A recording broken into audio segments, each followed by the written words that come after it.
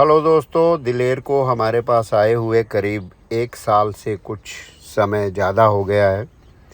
ये पहला घोड़ा है जो गेल्ड होने के बावजूद भी अपनी आदतें छोड़ने में इतना लंबा समय ले गया। बहुत सारे घोड़े जो प्रॉब्लमेटिक हॉर्सेस थे उनको हमें गेल्ड कराना पड़ा और वो बहुत ही अच्छे राइडिंग के घोड़े बने, जिनमें से एक सुल्तान अभी हमारे पास है, राजकिरण हो गया और भी कई सारे नर घोड़े, मकबूल हो गया, मस्टैंग हो गया, जो बहुत ही राइडिंग के अच्छे घोड़े बने। मगर इस घोड़े का टशन बिल्कुल अलग है और इसने अपना प्रभाव छोड़ने में बहुत समय लगा दिया।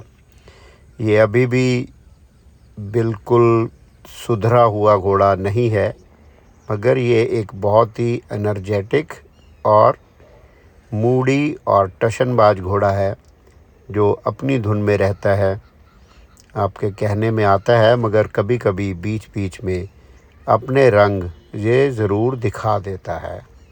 मगर पहले से मैं इसको करीब 80-85% सुधरा हुआ मानता हूँ।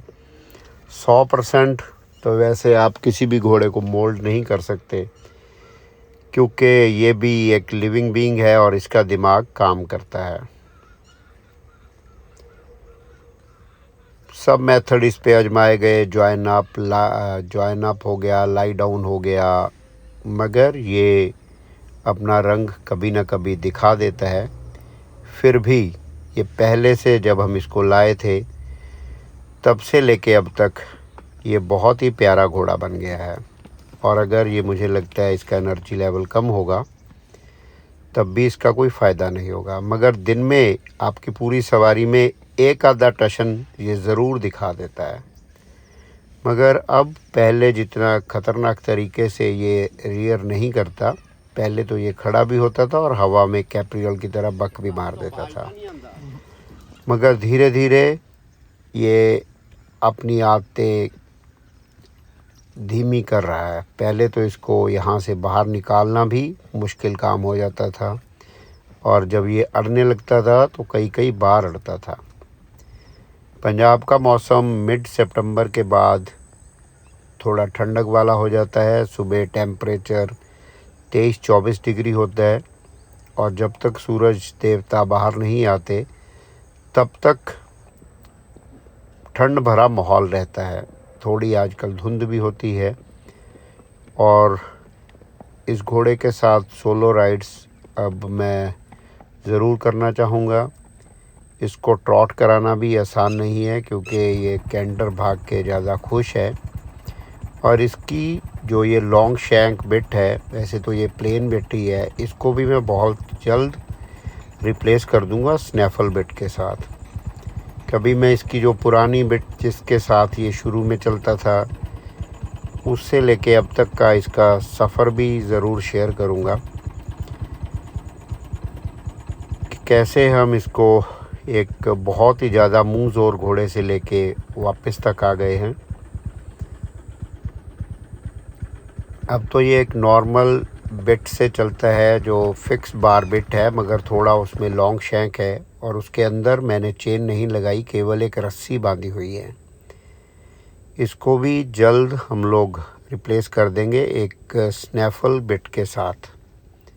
अभी थोड़ी स्नैफल बिट्स की कमी है, क्योंकि इंडिया में स्नैफल बिट्स ऑनलाइन नहीं मिलती हैं, उनकी डिलीवरी नहीं होती है। अगर अमेज़ॉन वगैरह से भी आप मंगाना चाहते हो तो अभी कोई दोस्त मेरे आ रहे हैं यूके से, तो वो मेरे लिए 1-2 बिट लेके आ रहे हैं। और इस घोड़े को स्टडी कैंटर में चलाना वो भी आसान काम नहीं है, क्योंकि ये एकदम छलांग मार के भागता है। फिर भी धीरे धीरे ये हमारे काबू में बेचारा आ ही गया है। और घोड़ा वही जो आपको सोलो राइड करा के लाए, दिन में, रात में, बरसात में, धुंध में, तब आपकी कंपेनियनशिप एक घोड़े के साथ बनती है। अभी भी इसको इस डर से मुझे खींच के बैठना पड़ता है कि ये स्टडी कैंटर नहीं चलता, ये बेतहाशा भागता है, इसीलिए इसके मुंह का प्रेशर कोई कम नहीं हो रहा। खैर, जो लोग इस घोड़े पे नहीं बैठे हैं उनकी अपनी कुछ ओपिनियंस होंगी मेरी सवारी के बारे में, उनको हक है कुछ भी सोचने का। हाँ, अगर कोई बंदा इस पे आके ट्राई करना चाहे तो वो ज़रूर ट्राई करे और ढीले हाथ के साथ, लूज़ रेन के साथ वो चलाए, तो वी विल फॉलो हिम।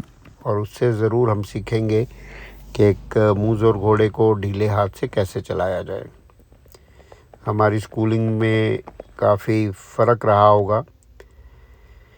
खैर वी विल ट्राई कि हम इस प्रेशर को और कम कर दें।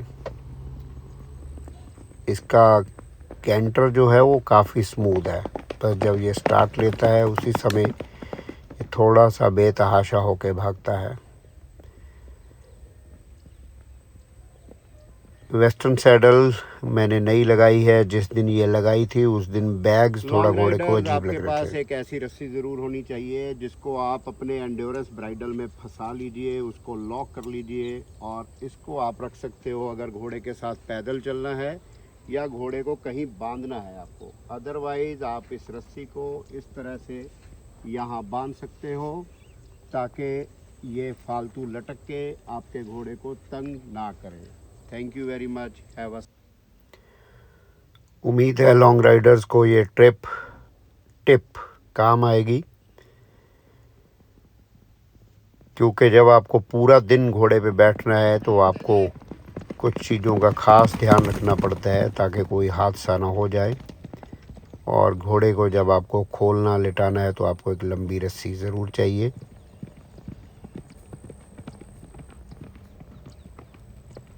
मैं नहीं चाहता कि इस घोड़े को मैं ज़्यादा भगाऊं, मगर ये खुद ही भागना चाहता है और ये ट्रॉट ना करके सीधा ही कैंटर में आ जाता है। बेशक ये रास्ते उतने अच्छे तो नहीं है, फिर भी हमें इन रास्तों का पता है, सो हम थोड़ा मैनेज कर सकते हैं यहाँ पे कैंटर करना। हमारे पास कोई बड़ा ग्राउंड तो नहीं जिससे इसकी कोई अच्छी सी स्कूलिंग की जा सके।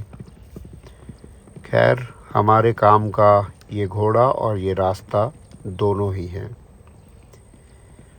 पिछले कुछ दिन पहले किसी ने कमेंट किया कि मैं बड़ा ही जालिम हूँ और मैंने इस बहुत अच्छे घोड़े को गेल्ड करा के इसकी नस्ल बर्बाद कर दी है। तो उन भाई साहब को मैं बताना चाहूँगा कि इस घोड़े का फ्रोज़न सीमन भी है और पिछले 1 साल में एक ही भाई हैं जिन्होंने इसका सीमन स्ट्रॉ हमसे लिए हैं और उन्होंने भी अभी तक शायद यूज़ नहीं की है। सो जिन लोगों को मैं जालिम लगता हूँ कि इसकी नस्ल रोक दी है, वो खुद की घोड़ियों के ऊपर इसकी नस्ल बिल्कुल यूज़ कर सकते हैं। और जो लोग सिर्फ फेसबुक पे, यूट्यूब पे जिनका काम ही गालियाँ देने का है, उनका तो अल्लाह ही हाफिज़ है जी। भगवान उनका मालिक है, क्योंकि वो लोग कुछ भी सोच सकते हैं, कुछ भी बोल सकते हैं।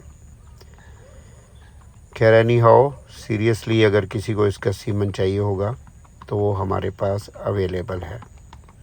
और आजकल सीमन से घोड़ियाँ प्रेग्नेंट होने की जो दर है वो काफ़ी बढ़ गई है।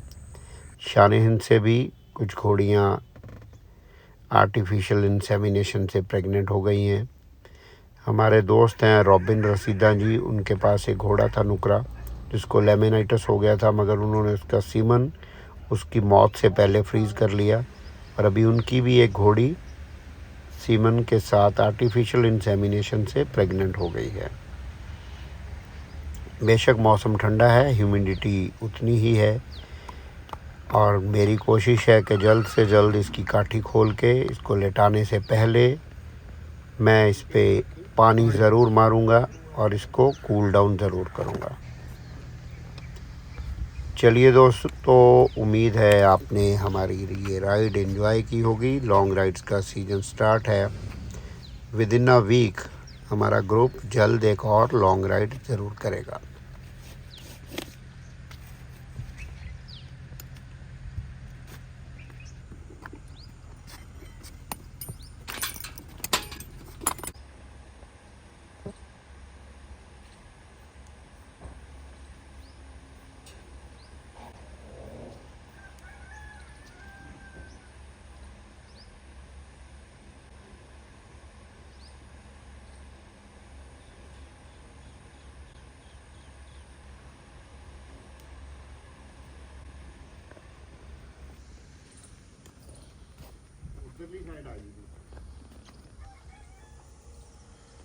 ਲਾਲ ਇਧਰੋਂ ਕਰਿਆ ਵਾ ਵੀ ਹੈਗਾ।